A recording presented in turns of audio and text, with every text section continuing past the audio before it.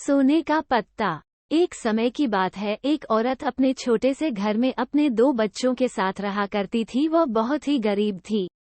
वे इतनी गरीब थे कि उन्हें खाने पीने के लिए भी बहुत संघर्ष करना पड़ता था। कभी कभी तो उन्हें भूखे पेट ही सो जाना पड़ता।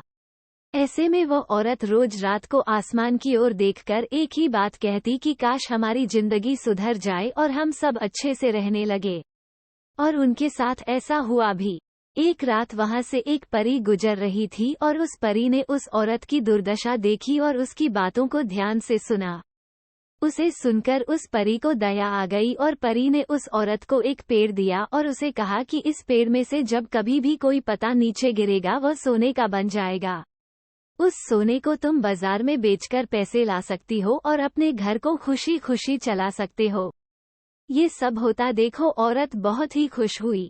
अब उसके हालात पहले से सुधर चुके थे। अब उसे और उसके बच्चों को जी भरकर खान भी मिलता। वह औरत उस पेड़ का अच्छे से ख्याल रखने लगी और समय पर उसे सोना मिल जाता। धीरे धीरे पेड़ उन्हें ज्यादा पत्तियां देने लगा। ऐसे में वे और भी अमीर होते चले गए। लेकिन उस औरत की लालच बढ़ती चली गई और उसने सोचा कि क्यों ना पूरी पत्तियों को एक साथ निकालकर बेच आती हूँ। इससे रोज रोज का कोई झंझट नहीं होगा और पैसे हमारे पास एक साथ आ जाएंगे। उस औरत ने ऐसा ही किया। औरत ने पेड़ के सारे पत्ते निकाल लिए और फिर वह पत्तों को सोने में बदले का इंतजार करने लगी। समय बीता लेकिन पत्ते सूख गए और ऐसे ही रह गए। अब पेड़ भी सूख गया और औरत के पैसे धीरे धीरे खत्म होने लगे। कुछ महीनों पश्चात महिला वापस गरीब हो गए। अब उसकी हालात पहले जैसे हो चुकी थी। ज्यादा लालच करना अच्छी बात नहीं है।